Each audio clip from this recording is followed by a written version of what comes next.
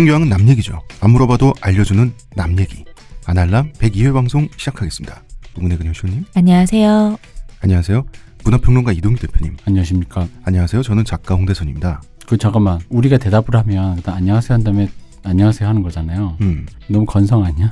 내가 편집하면서 늘 느끼는 건데 안녕하세요 이러면은 안녕하십니까 이런 게 아니라 안녕하세요 저는 작가 홍대선. 너의 안녕은 되게 크게 신경 안 쓴다. 그럴까요? 의문의 그녀 쇼님. 안녕하세요. 안녕하십니까. 문화평론가 이동규 대표님. 뭐냐? 네 이놈. 웰컴. 예, 저는 작가 홍대선이고요. 이번 주에는 아주 슬픈 소식이 있습니다. 뭔가요? 제가 담이 들렸는데요, 허리에. 재채기를 하다가. 이래서 늙은 거, 정말. 씻으려고 아까 바지를 벗는데. 네? 아니, 뭐라고? 씻으려고 바지를 벗잖아. 뭐, 많이 아니야. 아니, 그럼 뭐 입고 씻어? 바지를. 입고 씻어주세요. 바지를 무릎까지 벗으면서 몸을 이렇게 약간 틀게 되잖아요. 우리 그런 좀 디테일한 얘기는 안 하시면 안 돼요? 하여튼 그러다가 재채기를 했어요. 그랬더니 허리가 찌르는 듯이 아프면서 제가 무릎 꿇고 엎어져서 막 비명을 질렀거든요. 그랬더니 우리 고양이 3마리가 있는데 네. 이때다 몰려와서 구경을 하더라고요. 잠깐만요. 씻을 때 바지를 내리고 있는데 문을 열어두셨어요? 아니, 방 안에서 바지를 벗는데 왜? 아니. 알고 싶지 않다. 안 알고 싶어갖고. 아프다 정도로 끝납시다. 네. 어쨌든 제가 재채기를 하면서 담이 들려가지고 지금 앉아있을 때도 좀 아픈데 근데 늙었나 봐 진짜. 재채기하다 담이 들고 오늘 몸도 아프지만 마음도 조금 아프네요. 마음 왜 아파? 네? 마음 왜 아파?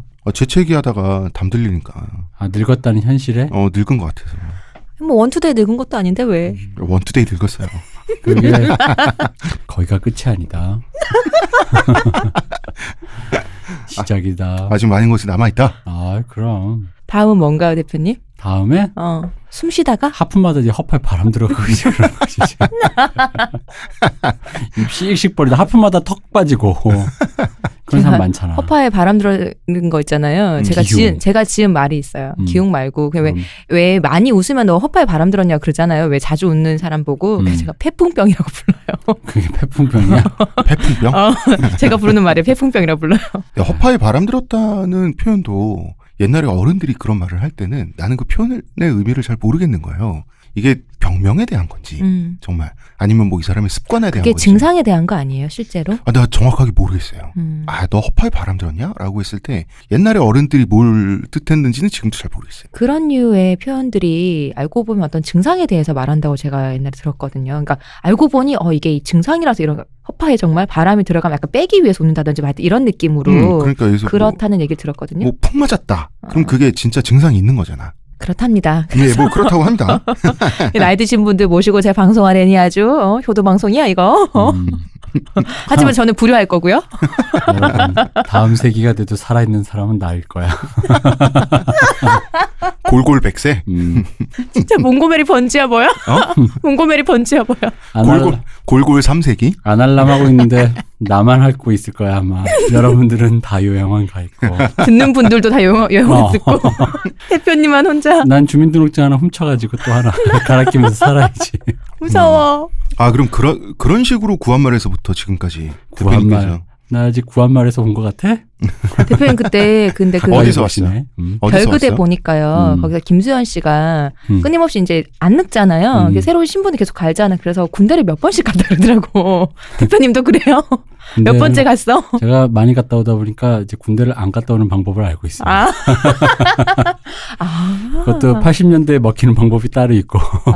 연도마다 그렇구나. 70년대에 먹히는 방법이 있고. 그렇구나. 아이고 10년마다 내가 죽는 거죠.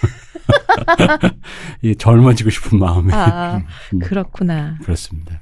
왜 그래요? 아파서. 어떡해 진짜.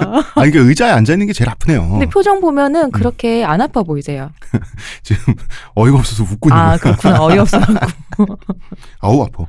자, 우리 아프니까 생각이 안 나. 이럴 때 저렇게 아플 때 푹신한 호텔 침대에서 누워있으면 얼마나 좋으시겠어요. 여러분 이럴 때 호텔닷컴 이용하시면 잘한다. 아날람과 함께 하시면 네, 제 남내기물의 링크를 타고 오시면 되고요. 아니면 kr.hotels.com/베스트 쿠폰으로 접속하셔도 됩니다. 그렇습니다. 아날람과 함께하는 호텔스닷컴 프로모션 페이지는 국내 최고 조건, 국민카드 최대 15% 할인까지 제공하고요.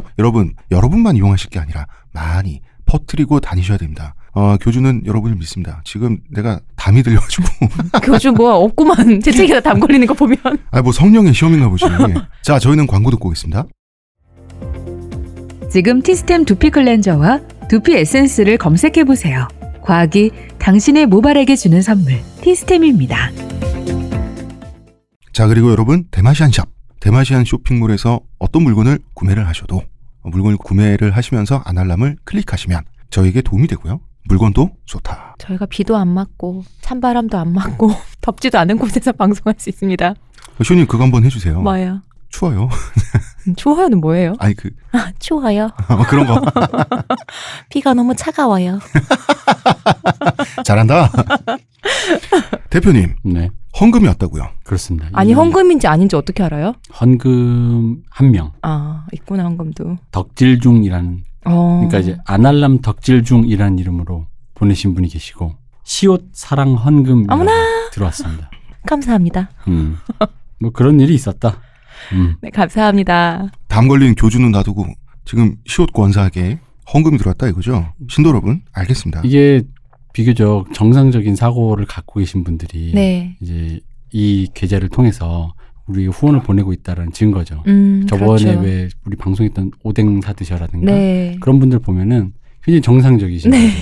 거죠. 배우신 분들이 어떤 그런 그 사이비의 사파의 유혹에 안 빠지고 정도의 길만 가시면서도 그런 분들은 최소 배우신 분들이고 헌금 보내주신 분들은 최대 배우신 분들이다. 그러니까 여기서 헌금도 이제 그러니까 그냥 장난으로 내가 느껴져요. 장난으로 그냥 헌금이요 하고 네. 주시는 분이 계시고 진짜 헌금 정색으로 보내는 분이 계세요. 그 대선 진리교 이러면서. 아니 내 신도가 어때서? 아니, 이분들은 내가 뭐가 문제야? 진리교 대땡 진리교를 착각하시고 네. 그 계좌를 내가 해킹하고 있는 것처럼 마치 글로 지금 뭐가 오는 것 같은데. 예, 이 착각은 좋은 착각이고요. 혼선을 그래도 피하기 위해서 여러분 저희는 종교 방송이 아닙니다. 여러분 교주인 저의 기분을 위해 많은 헌금 하세요. 저희는 탈모를 위시한 교양과 문화 방송입니다. 어쩌다가 이렇게 헌금이 내가 갑자기 탈모 얘기하니까 슬퍼진다. 머리도 빠졌는데 담도 들렸어. 수순이 진보. 그걸 무슨 그게 뭐 슬퍼지는 거야? 코스지? 사람이 아픈데 좀 슬플 수도 있지. 아까 지하철에서 얼마나 아팠는지 알아. 노약자석에 앉아서 오시라니까.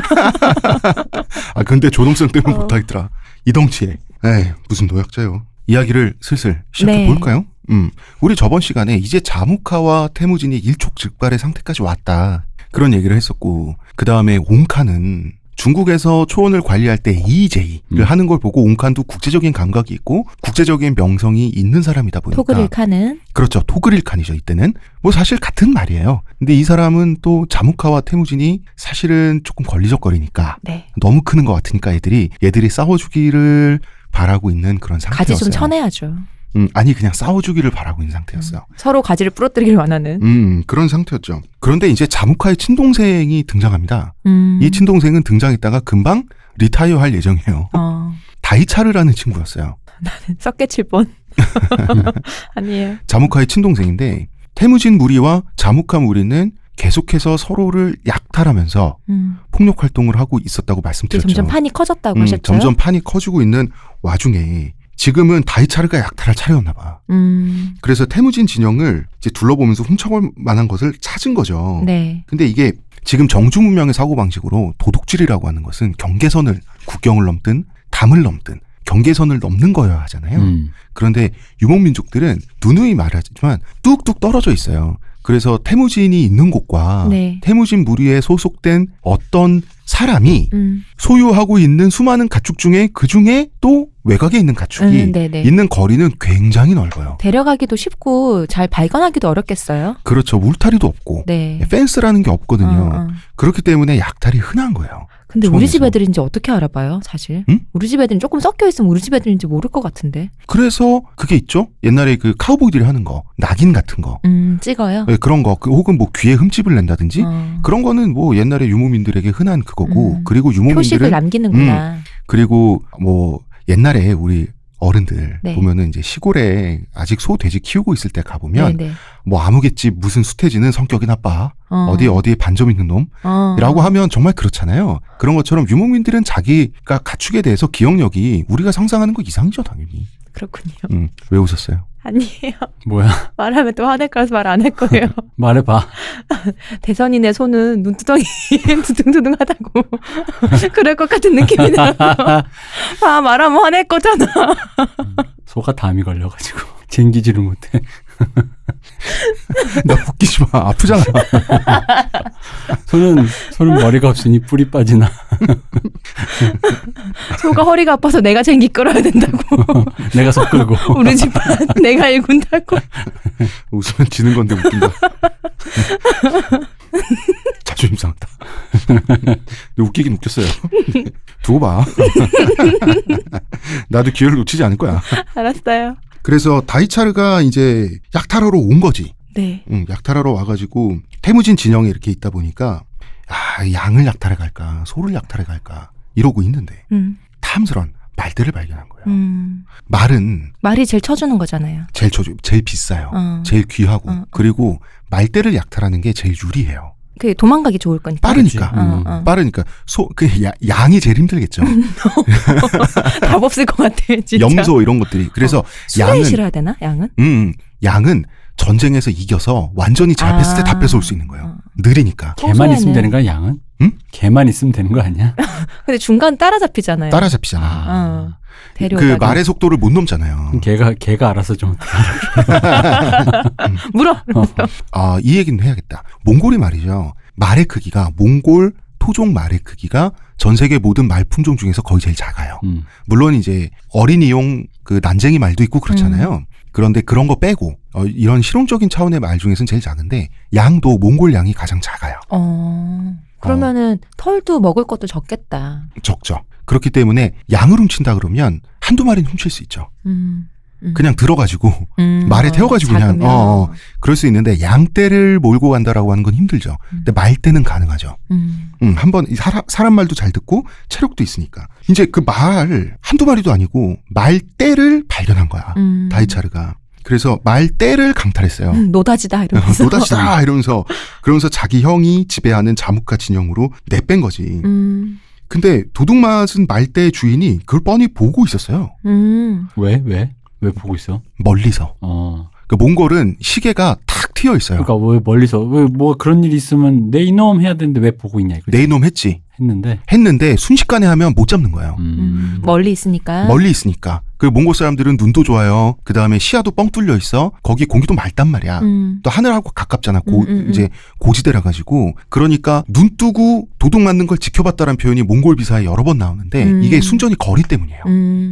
못 쫓아가요. 그렇기 때문에 약탈도 이렇게 약탈을 당한다는 걸 알면서 당해요. 우리랑 시야 거리가 전혀 다르니까. 전혀 달라요. 그래서 이 사람은 서둘러 동료들을 불러 모아가지고 주변의 동료들을 빨리 불러 모은 거야. 그래서 무기를 챙겨 들고 쫓아가자. 내 말대를 찾아오자. 내 동료들이 근데 제 자무카 친동생 아니냐. 눈도 좋다 진짜.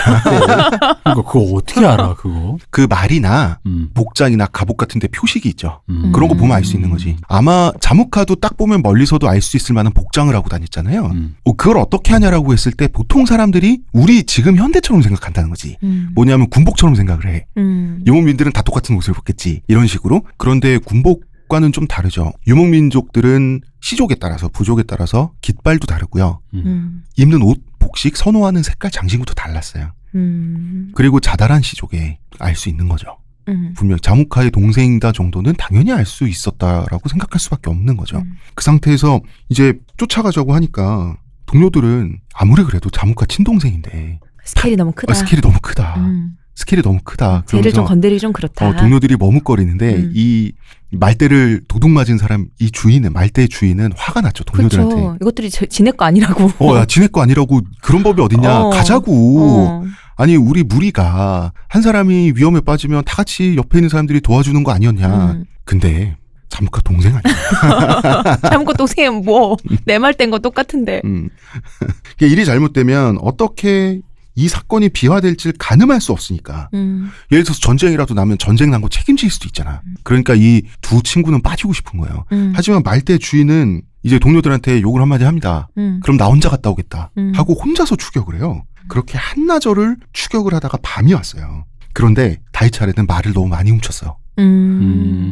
너무 많이 훔쳐가지고 추격자가 있다는 걸 못 들은 거야, 소리를. 아, 자기 데려오는 말대들 소리 때문에. 말발굽 소리 때문에. 그래가지고 말대를 잃어버린 원래 말의 주인은 다이차리의 등 뒤로 서서히 접근한 거예요. 자무카 동생 등 뒤로. 등 뒤로 서서히 접근했는데 그리고 이땐 밤이었고요. 유목민족들이 말을 잘 타잖아요. 네. 그래서 지금도 다큐멘터리에 몽골 기마민족들 말 타는 모습 보면 그 입이 떡 벌어질 수준으로 말 타잖아요. 이 말대 주인도 그랬어요. 그래서 말을 정상적으로 탄 게 아니라 옆으로 말의 등허리에 옆으로 찰싹 스파이더맨처럼 달라붙어서 접근을 그러니까 했어요. 말 몸통에 자기 몸을 가리니까 데려온 말인지 그 사람 타고 온 말인지 그렇죠. 모르겠네요. 말대니까. 예, 똑 밤이었고 눈을 속이면서 뒤까지 접근한 다음에 그러고 나서 사정거리에 다다르자마자 자무카의 동생에게 화살을 퍼부었어요. 몽골 비사의 표현에 의하면 등허리가 부러져라 화살을 쏘았다. 라고 해서 여러 발을 쏘았다는 걸 알 수가 있죠. 그런데 한 발 맞고 딱 상황이 끝났어야 되잖아. 그렇죠. 왜 이게 가능했을까? 갑옷을 입고 있거나 굉장히 그 방비가 좋은 옷을 입고 있었다는 걸 알 수가 있죠. 자무카의 동생이. 그러니까 이 집안이 있는 집이잖아. 그러니까 옷차림도 다른 거야. 그래서 자무카의 친동생은 즉사했어요. 이 사람은 말대를 찾아왔고 그래서 자무카는 동생 어디 갔냐? 이 자식이 어디 갔지? 잘못된 건가? 수색대를 보냈겠죠? 시체를 들고 부하들은 돌아오게 되는 거죠. 그러면은 공은 태무진에게 넘어간 거야. 그렇죠. 이제 이 말대의 주인은 태무진에게 보고를 하죠. 이러이러해서 이렇게 하는 바람에 자무카의 친동생이 죽었다. 내가 말대를 지키기 위해서 어쩔 수 없이 이런 행동을 했습니다. 이때 태무진이 만약에 전쟁을 피하고 싶으면 이 말대의 주인한테 책임을 묻는 방법도 있어요. 그렇죠. 뭐 자무카한테 넘겨준다든지.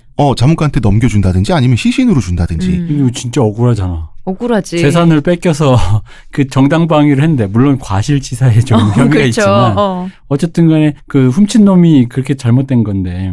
그런데 보통은 전쟁을 피하는 것이 확실하게 이익이다.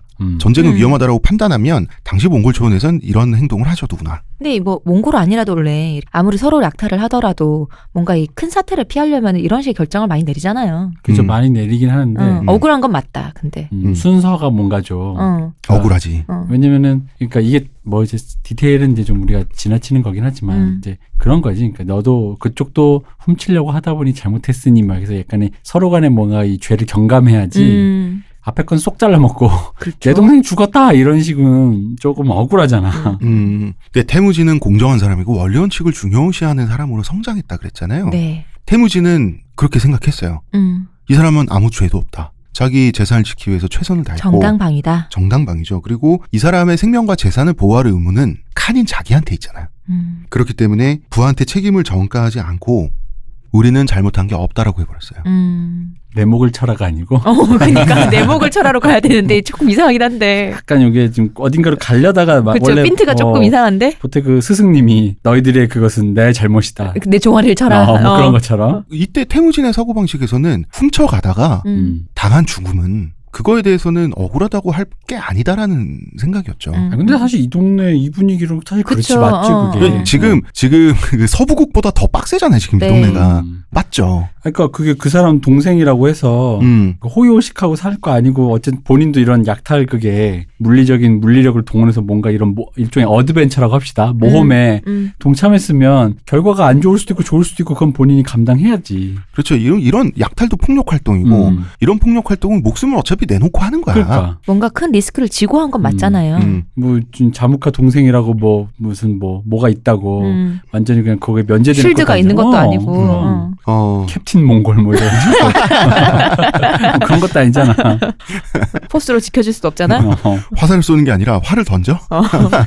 아니지. 화살 없이 활만 튕기는데 그러니까. 시위만 튕기는데 화살 나가는 거지. 좋다. 에너지로. 인피니티 화살이구나. 이제 자무카는 더 이상 넘어갈 수가 없게 된 거죠. 없게 됐고 자무카가 소속된 자다란 시족도 한 명의 전사를 잃게 됐고 이제는 심각해진 거예요. 그래서 잠깐만. 나 이거 너무 억울한데 상황이 솔직히. 뭐가 억울해? 이 상황이 좀 뭔가 억울하잖아. 그러니까 왠지 그냥 원래 하던 일 했고 하던 일 하다가 죽은 거잖아. 네. 사실 약탈도 하던 일이잖아. 네. 그러니까 하던 일 하다 죽었는데 갑자기 전쟁 나게 생겼으니까 이게 좀 상황이 억울한데 이건 제가 왜 이 생각을 했냐면 꼭 이런 상황에서 한국식 사극은 말 안 듣는 정도의 캐릭터가 나와요. 허준이나 대장금 같이 전쟁이 나는 건 불사하고 자기 정의만 관찰하는 애들 있잖아. 그렇지만 그것은 옳지 않은 것이었습니다. 아니 이거 말고 지금 나라의 국군이 달렸다고 하지만 옳지 않은 군자의 도가 떨어져 뭐 이러면서 군자고 지랄이고 지금. 자무카가 빡친 건 이해할 수 있잖아. 그거는 그럼요. 그거는 10분 이해하죠. 이해하는데 그렇다고 전쟁이냐? 사실 자무카의 입장에서는 전쟁할 만해요. 아니 꼭 빡쳐서가 아니라 이길 수 있거든. 그런데 태무진의 입장에서 생각해보면 전쟁은 피할 수 없다. 언젠가는 한번 맞부딪힐 전쟁이다. 전쟁이 일어나게 됐으니 응전한다. 라고 하는 사고방식, 아직 그 사고방식에 매몰돼 있을 만큼 태무진이 군사적으로 성장하지 않았어요. 전쟁은 이긴다는 확신이 있을 때 해야 되는 거야. 피할 수 없을 때 하는 게 아니라 피할 수 없는 거 없어. 끝까지 피해야 돼. 근데 태무진은 여기까지 왔으니 이제 어쩔 수 없군. 왜냐하면 자무카가 전사를 소집하고 있다고 하니. 자무카는 바로 전사를 소집했어요. 전사 수를 3만 명을 소집했어요. 예전보다 10,000명 더 늘었네요. 엄청난 대군입니다. 그리고 100% 기병이야. 이 경우에 예비마, 그다음에 예비마를 공급하는 후속 부대까지 포함하면 말의 수는 한 10만 필 정도가 됩니다. 그리고 13개의 쿠리엔이 모여들었다고 합니다. 이 13개의 쿠리엔, 뭔지 설명을 드릴게요. 쿠리엔이 뭔지는 제가 설명을 드렸잖아요. 네. 그런데 싸울 때도 쿠리엔으로 싸운다 그랬잖아. 초원 사람들은. 그런데 쿠리엔이 너무 크면 원 쿠리엔, 1 쿠리엔으로 싸우기엔 너무 덩치가 커지죠. 그러니까 이게 반상이라고 했으니까 그때 내가 아파트 그걸로 했잖아. 네. 그러니까 1단지, 2단지, 3단지 이런 식으로 단지가 모이는 거란 얘기죠. 맞습니다. 그렇게 13단지가 모였어요. 그래서 13 쿠리엔이 거의 모였어요. 경기도의 저기 웬만한 소도시 규모인데. 맞습니다. 그러게요. 3만 명인데요. 그리고 이 3만 명은 모두 자무카 휘하는 아니죠. 역시나 또 역시 펀딩하러 오셨군요. 역시 소집되는 거죠. 그리고 이제 그런 것도 있습니다. 자무카와 태무진이 고가오면 자무카한테 붙고 자무카가 고가오면 태무진한테 붙는 거예요. 꼭 누가 좋아서가 아니라도 반 자무카 반 태무진 뭐 이런 그치, 세력들. 이게 지금 우리나라의 현재 소선거구제 투표랑 비슷해. 근데 재밌는 건 그거다. 그러니까 보통은 이제 누가 좋아서 붙는 건데 누가 좋아서라기보단 누가 싫어서 차악을 선택하는 거죠. 다른 사람, 그 사람의 적에게 붙는다라는 네. 관점이 좀 더 이게 많다라는 게 조금 신선하네요. 그건 그럴 수밖에 없어요. 적의 적은 친구니까. 아니 내 말은 보통 이런 류의 서사시는 태무진의 인덕에 반했소 그렇지. 뭐 이런 거 있잖아. 자무진의 용맹함에 반했어. 자무진은 누구요? 자무진은 그래. 둘 다 하나가 됐으면 하는 마음에. 안다네 안다. 태무진의 인덕에 반한 사람은 많아요. 둘 다 내 남자 하고 싶어서. 그리고 자무카의 용맹에 반한 사람도 많아요. 그런 동시에 싫은 사람도 많은 거예요. 그건 그럴 수밖에 없어요. 왜냐하면 두 청년 모두가 초원의 기존 질서를 깨고 있잖아요. 그러니까 기분 나쁠 사람 많아요. 그리고 지지할 사람도 많아요. 그리고 자무카도 그렇고 태무진도 그렇고 기본적으로 다른 사람들이 이 두 사람한테 많이 반해 있었어요. 괜찮지 않아요? 자무진, 태무카. 그 퓨전이야? 둘 다 내 남자. 캡틴 아메리언 맨 뭐 이런 거야? 그리고 이제 이키레스족이라고 하는, 여러분 이 부족 이름 안 외우셔도 돼요. 조그만 부족이 있었어요. 굉장히 새가 약한 부족이 있었는데 이 부족은 야영하는 근거지가 태무진 무리랑 자무카 무리 사이인 거야. 어느 편에 붙을지 긴가민가 한 거죠. 화개장터에 계셨다. 화개장터에 계셨어. 화개장터에서 닭 팔고 있었는데. 네. 그런데 자무카가 군대를 신속히 결집해가지고 태무진 진영이 야영하고 있는, 이때 호숫가에서 야영을 하고 있었는데 네. 그쪽으로 이제 이동을 하고 있는데 이키레스 쪽은 어느 편을 들까 고민하다가 우리는 태무진 쪽으로 가자라고 생각을 한 거예요. 왜냐하면 태무진은 모든 사람들을 공평하게 대해준다고 하니까 새가 없는 우리가 귀순해도 새가 없을수록 유리하죠. 그러면 우리가 새가 없고 그 목소리가 적다고 해서 묵살되지는 않겠다. 그런 생각이 들었는데 이제 천운이었어요. 태무진 운이 좋아. 이 이키레스 쪽이 급하게 2명의 메신저를 파견을 해서 급파를 해서 태무진에게 자무카의 군대가 그쪽으로 이동 중이라고 알려줘요. 만약에 이 이키레스 쪽이 태무진 편을 들지 않고 그냥 아무 편도 들지 않겠다라고 했으면 우리 킬코강 도하작전 얘기 이미 했었잖아요. 네. 그렇죠. 자무카가 주도했던. 네. 지금 태무진이 있는 곳도 물가야. 뭔가 비슷한 그림 그려지지 않나요? 제가 봤을 때 엄청나게 깨졌을 수 있어요. 근데 다행스럽게도 이제 급보를 받고 태무진도 신속히 군대를 결집을 하게 된 거죠. 전사수. 이제 태무진 실력이 늘었다는 걸 확인할 수 있습니다. 자무카와 똑같이 3만 명을 모았어요. 오. 신속하게 3만 명을 모았고요. 그러니까 자무카를 지지하는 군소 세력은 이제 태무진 지지하는 거지. 재밌는 게 우리가 크다란 세력에 대해서 많이 얘기했잖아요. 네. 동쪽에 타타르족, 이건 거의 독립민족단이야. 서쪽에 나이만족, 서쪽에 나이만족, 중앙에 그다음에 커레이트족. 중앙에 커레이트족, 메르키트족은 지금은 이제 그 퇴계란 상태죠. 네. 지금 동유럽 가서 약탈하고 있습니다. 네, 네. 어떡해. 그런데 그 사이에 이 부족들만 있는 게 아니거든요. 그 사이에 수많은 알 수 없는 군소 부족들이 있어요. 이 사람들은 기존의 강자가 아니라 떠오르는 강자한테 붙고 싶죠. 그렇죠. 태무진 아니면 자무카야. 원래 그런 거잖아요. 있던 데는 내가 비빌 데가 없잖아요. 그래서 도합 6만이라는 숫자가 격돌하기 위해서 하는 거고요. 우리가 말했던 큰 몸통의 대부족들, 이를 뺀 사람들, 뺀 전사들로서는 거의 전부였다고 봐야 돼.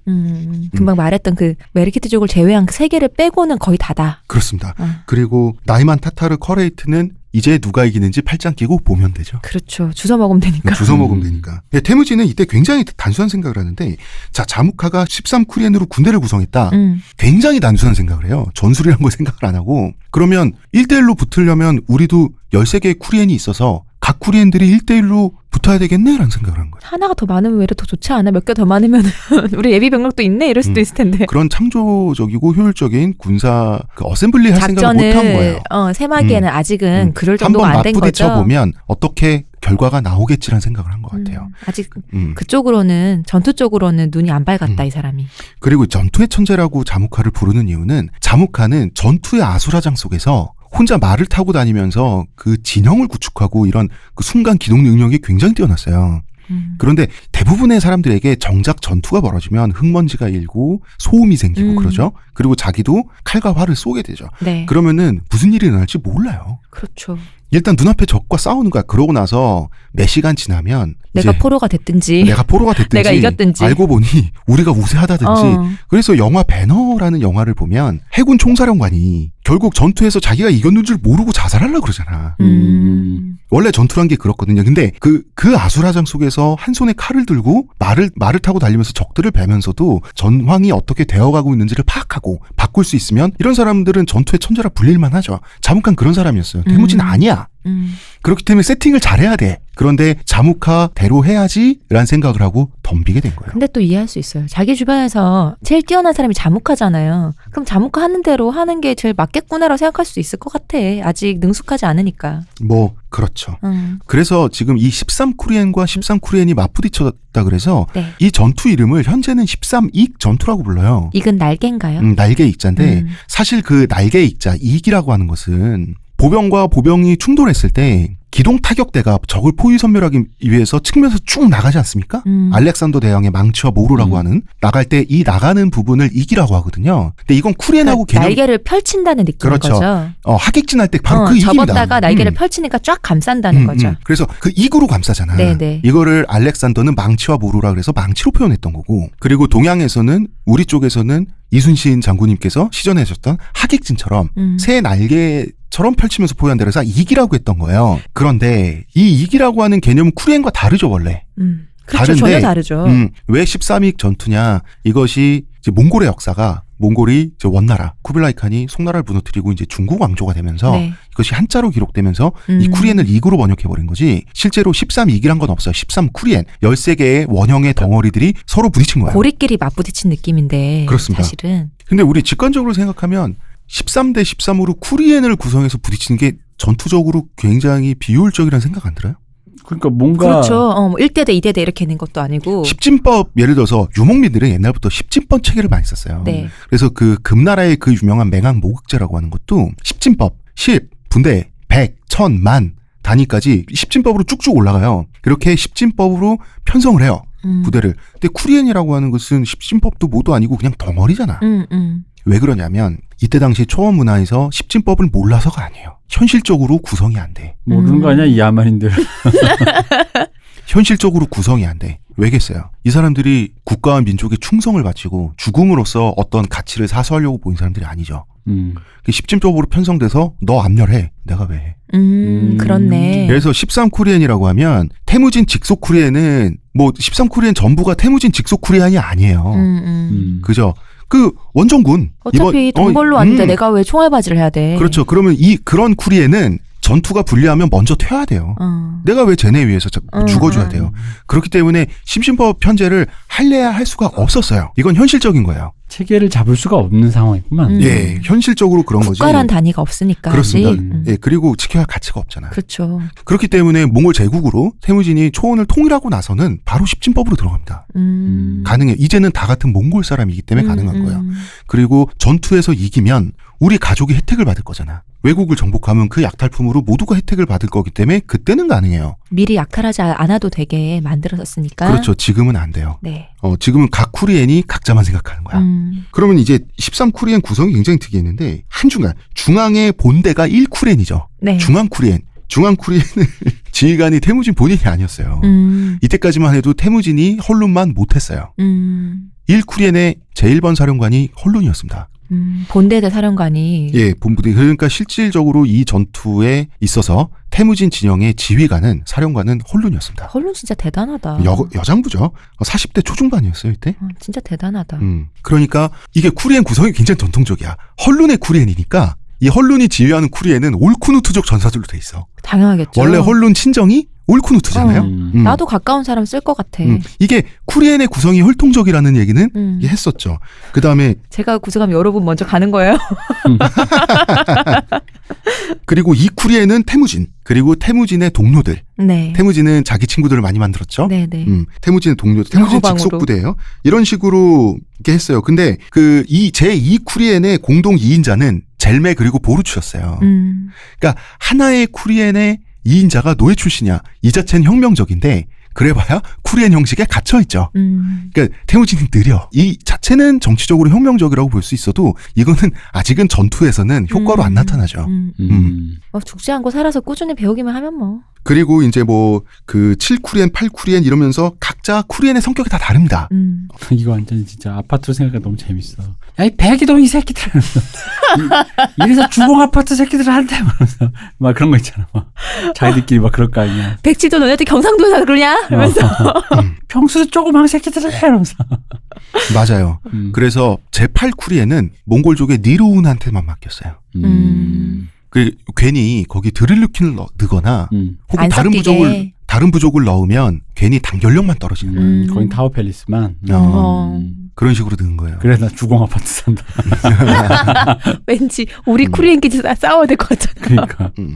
쟤들 먼저 약탈하고 시작해야 될 것 같아. 근데 태무진 순진하게 했던 게 이런 식으로 하면 각자 자기 쿠리엔만 위해서 각자 싸우잖아. 네. 그러면 나머지 쿠리엔이 잘 싸우고 있는지는 운에 맡기는 거고 일단 나부터 잘 싸워야 된다. 그쵸. 이러는데 이러면 자묵한테 지게 돼 있습니다. 자묵한처럼 전투를 잘한 사람한테는 현장에서 지게 돼 있어요. 자묵한은 어쨌든 굉장한 카리스마로 자기 휘하 13개의 쿠리엔을 어쨌든 자기 목적에 맞게 찍어 누를 만한 카리스마가 있는 사람인 반면 태무진은 약간 이때 엄마한테 맡겼잖아요. 엄마가 어때서? 응? 엄마한테 맡긴 게 어때서? 아니 그 전투의 전문가는 아니었으니까. 헐룬 여사께서. 본인보다 전문가니까 막 믿고 맡기는 거지. 그렇지. 그래서 몽골 초원에 달란 발주트라는 곳이 있었어요. 여기에 26개의 쿠리엔이 6만 명의 전력이 정면으로 맞부딪히게 됐습니다. 엄청 넓겠다 여기. 근데 이게 좁아도 웃길 것 같아요. 서로 잠깐 지나갈게요. 이러면서. 이럴 때는 어떤 일이 벌어지는지 아세요? 서로 지나갈게요. 그런 일도 벌어집니다. 왜냐하면 내가 태무진 편 13쿠리엔 중 하나야. 네. 그리고 대표님이 자무카 편 13쿠리엔 중 하나야. 우리 둘 사이에 원한이 있어요. 그러니까 나한테는 대표님 쪽 인질이 있고 대표님한테는 나한테서 가져간 내 머리카락이 있어. 그러면은 우리 사이엔 구원이 있잖아. 네. 묵은 원한이 있고 네, 네. 우리는 서로 풀어야 될 게 있죠. 풀어야 될 게 있어서 각자 태무진과 자무카의 그늘에 맞춰서 그러면 찾아가는 거예요? 그러면 찾아와서 하는 거야. 그러면은 잠깐만요. 옆에 다른 부족들하고 걸리잖아. 걸리면 정말 지나갈게요 할 수 선생님 있어요. 지나갈게요. 잠시만요. 저 쟤한테 잠시만요. 가야 되거든요. 그리고 그때 심지어 그런 상태에서 지나치는 경우도 많아요. 너도 태무진 저는 저기 가야 돼서 가십시오 이렇게. 그리고 어떤 식이냐면 우리 쿠리엔은 우리 맞은편에 있는 저 쿠리엔과 정각 6시에 싸우기로 했다. 그 전까지 우리 밥 먹고 만나서 싸우기로 했다. 건드리지 마라. 그럼 지나가는 거야. 이게 굉장히 통일성이 없죠. 근데 전쟁치고 되게 평화적이다. 아니 그 회전의 특성 때문에 그래요. 그치, 한 번에 꽉 맞부딪히는 회전이라서. 그러니까 이제 총기가 발달하기 전에 전통적인 전투는 회전이라 그래서 맨날 몇 시에 모여서 싸웁시다. 한 번에 싸웁시다. 그래서 한 번에 싸우잖아요. 그래서 왠지 반상하는 느낌이 있어요. 근데 그 싸움 자체는 피도 눈물도 없고 한 번에 굉장히 대격돌 치열하죠. 합시다. 그래서 하지만 대격돌 저는 평화롭잖아. 그리고 이런 제가 개드립을 우리가 하는 이유는 전투 내용이 많이 생략돼 있어요. 알 수 없죠, 우리가 알 지금. 수 없어요. 그 네. 결과만 알 수 있어요. 어쨌든 26개의 쿠리엔이 맞부딪히게 됩니다. 되고 그래서 어떻게 됐나요? 어떻게 됐냐고요? 네, 제가 누구를 데려오면 좋을까요? 둘 중에서. 일단 둘 다 내 남자 하면 좋겠는데 일단 누구 하면 좋을까요? 홀룬과 태무진이 지휘하는 네. 13쿠리엔 태무진군은 자무카한테 작살났습니다. 역시 흑기상가. 이기는 편 우리 편인 건가요? 이게 편 우리 편이지. 이게 뭐냐면 태무진은 느릿느릿한 사람이라 그랬죠. 네. 태무진은 오랜 시간 동안 왜 자기가 따를 만한 가치가 있는 지도자인지 이 사람은 공정하고 네. 원래 원칙을 지켜주고 계급이나 출신으로 사람을 차별하지 않고 네. 공평하게 기회를 주고 이런 사회주의적인 사람이잖아요. 그러니까 자기가 그런 사람이라는 걸 증명하기 위해서 그거는 시간과 노력으로 증명하는 거예요. 나는 이제부터 이런 사람이 될 거예요. 나 착한 사람, 사회주의, 평등 다 모여. 이런다고 안 모여. 정말 저 사람은 저렇게 하는구나. 확신을 가져야 사람들이 모이는 거예요. 그건 시간과 노력으로 하는 거예요. 이 초원에서 자기 가치를 증명하는 마침표는 어쨌든 전투예요. 싸움 못하면 다 소용없어요. 그렇죠. 어쨌든 칸이란 건 군사 지도자야. 전투의 결과가 모든 것을 말했는데 그냥 패배가 아니라 태무진은요. 자무카에게 괴멸에 가까운 패배를 당합니다. 그동안 10년 가까이 쌓아올린 모든 백성, 네. 가축 이런 것들이 거의 공중분해되고 거의 제로로 떨어집니다. 다시 거지야? 그러니까 13일 전투가 어떻게 전개됐는지는 우리가 알 도리가 없지만 전투 결과 태무진은 그야말로 완전히 끝장납니다. 그 몽골에는 제레네라는 이름의 협곡이 있어요. 어느 정도로 급했는지 쫓기면 털리고 자무카가 왜 전투의 천재냐? 집요하기까지예요. 자, 보통 이겼어요. 이기면 상대방은 패주하죠. 약탈품 같은 걸 남기고 가죠. 네. 그러면 자기 직속보도 아니고 연합군이고 다 재물을 노리고 온 사람들이잖아? 네. 그러면 상대방이 놓고 간 거를 하나하나 줍고 약탈해 가면서 보통 그러면서 전투가 흐지부지 끝나게 돼 있어요. 그런데 태무진을 정말 몇 날 며칠 집요하게 추적을 했나 봐. 왜? 근데 태무진이니까 더 그런 거 아닐까? 그럴 수도 있겠지만 킬코강 도하 작전에서 메르키트 쪽을 털 때도 이 사람이 놓치지 않고 계속해서 털어가는 게 장난이 아니잖아. 자무카가. 그래서 얼마나 급했는지 협곡 안까지 후퇴해 들어갔어. 초원에서 싸우다가 초원에서. 협곡까지. 그러니까 지금 13위 전투는 드넓은 개활지이고요. 네. 이 지명을 지금 역사적으로 찾아보면 주변에 지도를 보면 협곡이란 게 없어요. 진짜 멀리 간 거네요. 여기서 그러면? 져서 협곡이 있는 몇날 데까지 며칠을 도망을 가서 협곡에 숨을 내면 몇 날 며칠 패주를 한 건데 몇 날 죽을 힘을 며칠을 다해 쫓아가는 싸우는데 죽을 힘을 다해 또 도망갔구나. 도망갔죠. 안 되니까. 그리고 얼마나 급하면 협곡까지 도망갔겠어요. 협곡까지 도망갔다는 거는 거의 그 쥐가 쥐구멍에 숨을 때 머리만 받고 숨는 거 있죠. 그거나 근데 마찬가지거든요. 초원에서 계속 어차피 도망가봐야 더 쫓아오기가 쉬운 거 아니에요? 그러니까 협곡으로 피하는 게 나름 계산을 한 거 아닐까요? 계산을 한 건데 이건 이런 계산이에요. 협곡에 딱 들어갔어. 근데 자무카가 협곡에 들어간 것까지는 알아. 네. 근데 자무카가 협곡에 따라 들어가다가 협곡 내에서는 역공을 당해서 낭패를 볼 수 있죠. 그렇죠. 그리고 협곡 내에서 이미 그 매복을 완성해 놓을 쓸 수도 있죠. 그러니까 자무카가 보기에는 협곡까지 애가 쫓겨 들어간 걸 보고 그때 딱 판단합니다. 이만하면 됐다. 그리고 거기서 물러나게 되는 거예요. 자무카도 알 거 아니에요. 태무진의 가족은 산에서 살아남는데 너무 명수잖아. 그렇죠. 그리고 협곡까지 들어갔다는 것은 협곡까지 군사가 다 들어가려면 협곡은 좁죠? 네. 이제는 더 이상 상대할 가치가 없는 새까지 쪼로들었다는 걸 알 수가 있죠. 거의 이거는 몇십 명, 몇백 명 단위잖아요. 그쵸. 3만 명의 전사들을 그만큼이었으면 못 들어갔을 그렇죠. 거니까. 3만 명의 전사를 다 잃었다는 뜻이니까 자무카는 이제 됐다라고 하고 들어가게 되는 거예요. 왜냐하면 정상적인 쿠리엔 단위가 협곡 안에 들어갈 수가 없잖아요. 모든 빌런들이 항상 이래서 결국은 제거당하는 거지. 끝까지 추적했었어야지. 그래서 그 존윅이 훌륭한 거예요. 끝까지 그냥. 홀론도 쏘고 태문신도 쏘고 보르테도 쏘고 다 했었어야 되는 건데. 절멸을 시켰어야 되는 건데 결국 우리가 이제 역사의 미래는 아니까. 네. 뭐 자무카는 자무카 나의 흑기사. 내 뭐야. 술도 안 마셔주고. 이기는 사람 우리 편이라며. 결국 태무진 이기잖아요. 근데 왜 흑기사야? 태무진은 13쿠리엔 중에 그 3쿠리엔만 남았어요. 10쿠리엔을 모조리 자무카에게 뺏깁니다. 그리고 우리 배신의 명수 얘기했었죠. 태무진 막내 삼촌. 네. 다리타이. 다리타이 왜 경수 우리가 그동안 잘못했어. 하고 왔었잖아요. 다시 왔었잖아요. 또 가요? 이때 자무카한테 또 갑니다. 받아주는 자무카도 난 대단한 것 같아. 아니 뭐 그 사람이 또 이제 자기가 거느리는 식솔도 있고 하니까 이 당시엔 인구가 곧 세력이니까 어쨌든 우리한테 투항해서 하겠다 그러면 또 받아줘야지. 근데 어쨌든 꼭 안으로 몸을 숨긴 선택은 옳았어요. 자무카가 포기했으니까. 그런데 전투가 끝나고 자무카가 처음 먼저 거행한 의식은 굉장히 자무 충격적입니다. 뭔가요? 몽골족에는 치노스족이라는 시족이 있어요. 치노스. 예, 몽골 부족 내에는 치노가 그 늑대라고 하지 않나요? 치노가 늑대죠. 네. 치노스족은 늑대족이란 뜻이에요.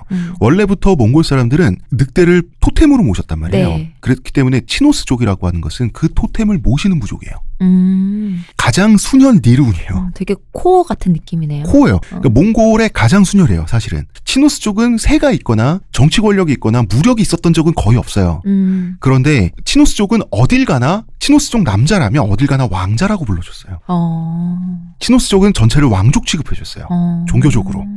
이 또 이제 무속을 믿다 보니까 그런 정도로 가장 순혈이다. 그 요즘으로 치면 예를 들어서 우리 에서 몽골 부족을 전주이시다. 네. 라고 하면 몽골 부족 전체를 전주이시 전부다라고 하면 그 중에서도 그 전주이시 중에서도 가장 그 뭐 예를 들어서 뭐 고종 황제의 후손이랄지 이런 분이 있잖아요. 네, 이게 네. 치노스족이에요. 그러니까 종갓집이지. 네. 이 치노스족이 원래 태무진 편에 있다가 네. 치노스족 전체가 포로가 됐어요. 자무카 네. 진영에. 재밌지. 치노스족은 니르운 오브 더 니르운이죠. 그런데 흰뼈 오브 더 흰뼈죠. 그럼에도 불구하고 태무진에게 그쵸. 그래서 잘 대해줬겠지 태무진이. 자무카는 검은 뼈죠. 본인이. 자무카는 치노스족 왕자라고 돼 있는데 왜 왕자라는 표현을 쓰냐면 모두가 왕자 취급을 받아서 치노스족 왕자라고 불린 치노스족의 건장한 성인 남성 네. 70명. 이 70명은 치노스족 이 조그만 시족의 남성 전부였을 겁니다. 끓는 가마솥에 삶아 죽여버렸다. 70명 전부. 산채로. 너무 끔찍하다. 벨구테이와 뭐 이렇게 배틀하는 것 같은데. 생각보다 끔찍해요. 그리고 이게 굉장히 상징적인 의미가 있습니다. 몽골 사람들은 피에 영혼이 있다고 제가 말씀드렸었죠. 네. 그렇게 믿었다고 삶으면 피까지 삶아져 버리잖아. 영혼까지 죽이는 행위예요. 이게 영살이에요, 영살. 우리나라 무속에서도 무당들이 정말 고약한 원귀나 네. 이런 걸 어쩔 수 없이 이거는 이거 식김굿이 안 되겠다. 보통은 이제 천도를 해주는데 천도를 그러니까 우리나라 하늘로 보내주려고 기본적으로 하는데 그 기분을 풀어줌으로써 천도제잖아요. 다 서로 이제 화해를 하는 게 목적인데 정말 안 되겠다. 그 마지막 수단으로 하는 게 영살제를 하잖아요.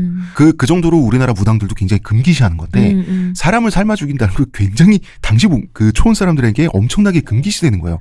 정말 끔찍한 건데 그러니까 살아있는 채로 삶아 죽였다라고 하는 것은 육신과 영혼을 동시에 다 죽여버리는 거예요. 한 부족에 말살시키겠다. 한 시족에 순혈 귀족들을 말살시켜버리는 거예요. 너무 그럼 제사도 지낼 필요가 진짜. 없어지는 거예요. 이건 무슨 뜻이겠어요? 그렇네요. 제사가 없다고? 대구 여성 쇼님. 네. 죄송해요. 이 순간에 저도 모르게 나와버렸네요. 그래서 치노스족을 지금까지 몽골인들이 떠받들어준 이유는 별거 없어도 네. 치노스니까. 그쵸. 우리 조상 늑대 피를 물려받은 가장 그분들이니까. 자무카는 이 흰 뼈 중에 흰 뼈를 검은 뼈인 자신이 그냥 지상에서 절멸시켜버린 진짜 거예요. 그거 뭔데 잖아. 무슨 뜻이겠어요? 내가 이제부터 나다. 이제부터 몽골의 지배자는 검은 뼈인 나다. 검은색을 숭상이라는 뜻이지. 그러니까 굉장히 과단성 있는 행동이면서도 잔인한 행동이고요. 사실 이런 식의 잔인함, 과단성을 보여주는 충격적인 행동을 보여주는 정복자들은 많습니다. 이거 블랙이즈다 뉴 화이트잖아. 그러면 그러니까 정통혈통을 우대하는 전통 이제 다 꺼지라 그러고 부족의 몽골족이 돌아가는 그리고 초원의 질서가 돌아가는 방식을 나를 중심으로 그렇죠. 하겠다라는 내가 재편하겠다. 정치적 선언이죠. 그리고 순혈 귀족이고 뭐고 내 뜻에 거스르지 않으면 자기는 몽골인으로 인정하지 않겠다는 뜻이에요. 이제부터 내가 순혈이지.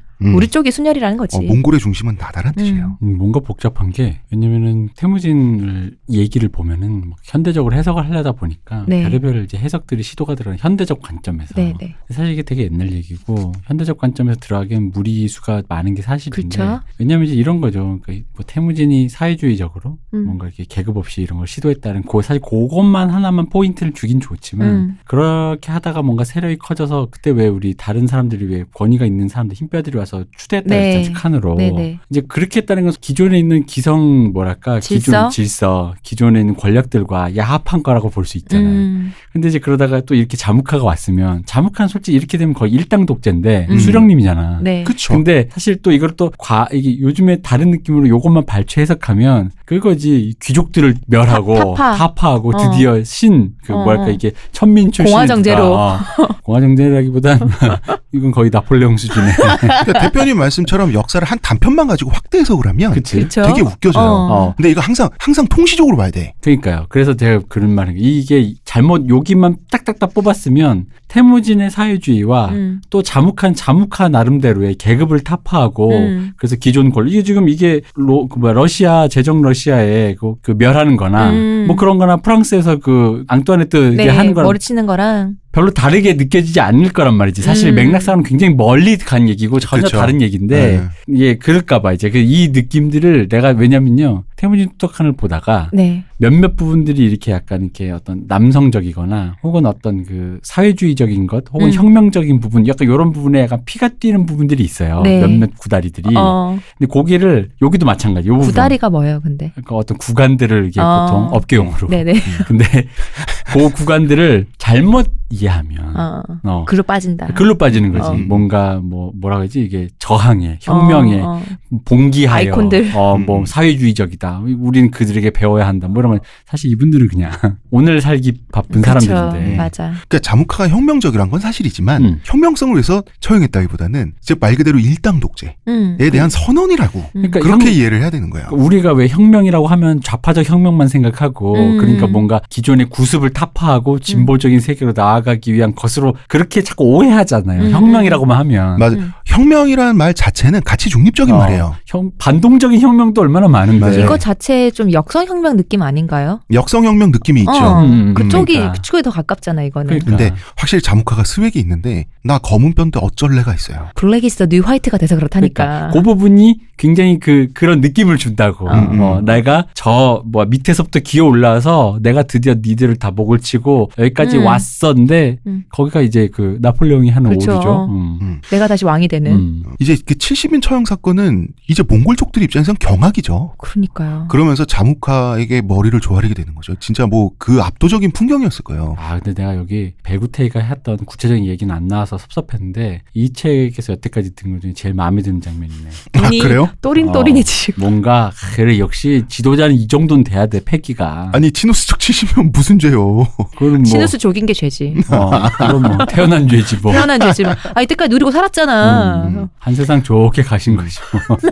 재밌는 거는 네. 태무진은 원래는 그냥 이제 져서 별 볼일 없는 그냥 찌그러진 패배자가 그렇죠. 되는 순서야. 그렇죠. 순서인데 그냥 역사의 뒤안길로 사라지는. 자무카 투덕한을 위해서.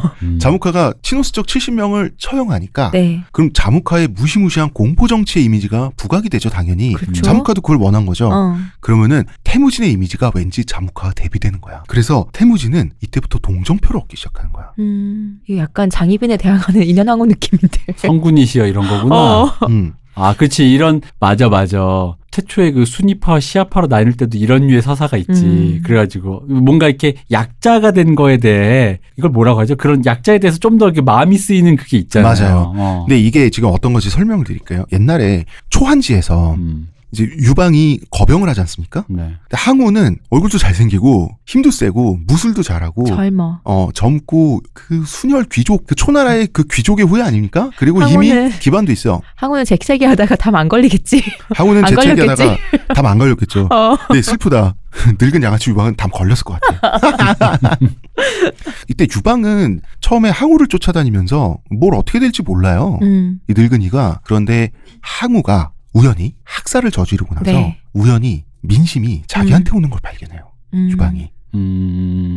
이 사람은 좀 낫겠다. 그러면서 자꾸 항우랑 자기가 이미지가 대비되는 거야. 쟤보단 낫겠지 이렇게. 쟤보단 낫겠지 해서 시작된 민심이 자기가 항우보다 약하기도 하고 쟤보단 낫겠지 해서 시작된 민심이 저 사람은 인덕이 있는 사람. 이제, 백성편을 듣는 사람이 된 거야. 그때 마침 제가요. 제가요? 정말 그거였어요. 그때 마침 옆에는 장자방이라고 하는 희대의 책사가 유방 옆에 있었어요. 그래서 유방이 제가요? 라고 했을 때 이미지 메이킹을 내가 확실하게 해주겠다. 장량은 이렇게 말했습니다. 니가요. 이제부터요. 그래서 이미지 메이킹을 백성에 대한 뭐라고 합니까? 그 민심을 얻는데 과원 가서 사진 찍고 이런 거 하는 거예요.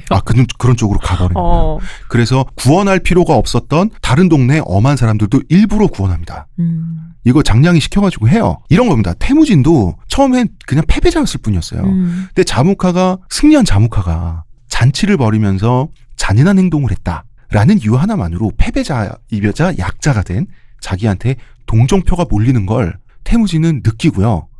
뭔가를 깨달았다고 저는 생각합니다. 이게 지금 초원이 혜성이 2인 체제잖아요. 만약에 3인 체제였다면 태무진이 없어지고 자무카가 다른 사람이 어떤 사람이 있었으면 그쪽으로 몰렸겠지. 근데 2명밖에 없으니까 대비된 사람이 어쩔 수 없이 태무진이 될 수밖에 없잖아요. 아니에요.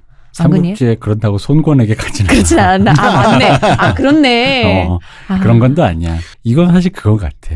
이게 왜 우리 그런 얘기 퉁쳐서 얘기하는 것 중에 전두환이 남긴 2가지 유산 중에 슬픈 게 하나는 민주하고 의외로 하나는 민주하고 하나는 박근혜거든. 네? 박근혜. 대머리 혐오가 아니라? 아니야. 박근혜. 왜냐면은 그거는 그 전부터 있었잖아요. 그 쿠데타를 하면서 너무 그쪽을 약간 단절했잖아. 사실은 그쪽을 좀 받아들여서 우리 사실 그 박정희의 뭐뭐다가 아니라 단절하다 보니까 박근혜도 나중에 대통령 되고 나서 되게 그쪽을 되게 철저하게 외면했잖아. 외면하고 복수했잖아요. 네. 아들까지 이렇게 잡아넣겠다 이러면서 그 보면서 그러다 보면서 왜 진짜 우리 어르신들은 그 공주 안 됐다고. 맞아요. 진짜로. 진짜 이런 심리가 있었다니까. 우리 영애가 저렇게 힘들게 살았다고.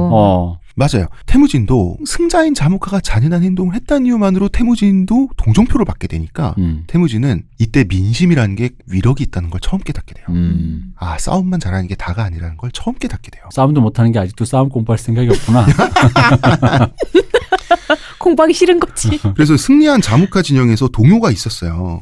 그 망구트족이라는 부족이 있었고 오로이드족이라는 부족이 있었는데 이 부족에 대한 얘기는 천천히 할게요 나중에. 근데 이 두 부족이 자무카 진영을 빠져나와서 태무진한테 귀순을 한 거예요. 그러니까 이 두 부족이 전투 전문 부족이야. 그러니까 소수정의 전투 집단이에요.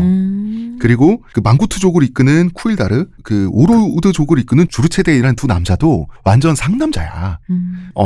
테스토스테론이 좀 과하게 넘쳐서 약간은 조금 저럴 필요까지는 점점점 싶은 그런 사람들이거든요. 나 지금 태무진이랑 자무카와 혼자 저 버거운데 왜 이렇게 많이 나와요? 그러니까 이 2 남자가 보기에 자무카가 처형하는 거 보고 저마저 사람 새끼 아니다. 저것까지는 아닌데 싶었겠지. 저거는 아니다 싶어가지고 그냥 빠져나와 버려요. 빠져나와서 태무진에게 귀순해버려요. 이 2 부족은 지금 패배한 상태의 태무진을 바로 정복할 수도 있는데 받아주세요라고 귀순해 오는 거예요. 그렇지. 그러니까 역시 행동 제장할 사람 따로 있는 거지. 수많은 위정자들이 그놈의 명분, 그렇지. 그놈의 정통성 얘기하는 게 다 이런 거야. 맞아요. 그리고 예수계의 옛날 부하였던 묵릭이라는 사람도 네. 이때 자무카 밑에 있었는데 태무진한테 와요. 이게 뭐냐면 묵릭이 옛날에 예수계가 죽을 때 헐룬과 재혼해다오 라고 했던 그 남자. 이 사람이 9명씩 꽂는 내가 못 거느리겠어서. 이 사람은 원래 타이치우드족에 있었어요. 그때 왜 다 도망갔잖아요. 네네. 사람 버리고 타이치우드족에 있다가 타이치우드족이 자무카한테 기순하니까 또 자무카한테 갔다가 다시 이번엔 태무진에게 다시 왔던 거야. 그러면은 이 사람은 그래도 비겁한 사람 아니냐. 그러니까 삼촌 못지 않은 거 아니에요? 그런데 적어도 지금까지는 그럴 수 있었지만 지금은 아무것도 없는 패배자한테 왔잖아. 거꾸로. 그러니까 이때만큼은 진정성 있다고 할 수 있어요. 그리고 그전까지는 태무진과 태무진 가족을 많이 외면하고 배신했지만 지금은 강자를 버리고 약자한테 왔잖아. 지금은 주체적으로. 이때부터는 한결같이 충성을 합니다. 이건 또 그거대로 인정해 줄 수 있잖아. 뭐 근데 사실 또 뭐 그거 뭐 배신 뭐 이래봤자 어쨌든간 여기도 가족 단위의 그 시족 부족 사회라서 네. 자기 가족 건사하겠다고 여기저기 갈아탄 사람한테 뭐 이렇게 충성이 사실 그런 거 따지는 게 좀 우습지. 그치. 왜냐면은 솔직히 봐봐 자무카랑 태무진도 이 싸움 나기 전에 서로가 서로를 뭐 하나씩 약탈해 가면서 아니 사실 이 판 자체가 아사리판인데 무슨 뭐 그런 걸 갖고 이렇게 뭐 기다 아니다라고 하기에는 조금 그래서 태무진은 전투에서 지고 그지가 됐어요 다시. 그렇죠. 그러니까 상 그지가 됐는데 다시 머루와 달래를 따먹으며. 근데 생각해보니까 이상한 거야. 내가 전투에서 분명히 졌는데 정치에서 이긴 거예요. 그래서 이때 최초로 태무진은 여론이라는 게 중요하다는 걸 최초로 깨닫게 됩니다. 정치질의 중요성을. 민심이라는 게 얼마나 중요한지를 최초로 깨닫고요. 이때 얻은 교훈을 평생 잊지 선동과 이간질. 않게 되죠. 선동과 이간질을 태무진이 잘할 만큼 머리가 잘 돌아간 사람이 못 돼서 태무진은 자 민심이 중요하구나 여론이 중요하구나 이건 깨달았는데 선동 이간질에 능하지 못하니 태무진은 역시 태무진다운 해결책을 찾게 됩니다. 내가 져야지 사람이 모인다 또 지자 이런 거 아니야? 드루킹 왠지 몽골식 장면 같다. 징기스칸 밑에 드루킹. 왠지 어울리지 않아요? 아니 그게 아니라 태무진은 드루이드 킹잖아. 태무진은 우직한 노력으로 시간이 지나면서 사람들이 날 알아주겠지라고 하는 가장 단순한 방법을 선택하게 되는 거죠. 안 알아주면 또 지고. 태무진이요? 태무진 자무카한테 진 거 이거 마지막 아니에요. 그렇고 역시 봐라. 지니까 사람들이 모이더라면서 또 지고 하는 거지. 설마 그러려고 졌겠어? 깨달은 방법인 거지. 자, 그래서 태무진은 다시 거지가 됐습니다. 네. 여기까지 1부는 하겠습니다. 더 재밌는 내용은 네. 내일 2부에 이어서 하고요. 문화평론가 이동규 대표님, 감사합니다. 의문의 근요시호님 감사합니다. 감사합니다. 저는 작가 홍대전입니다.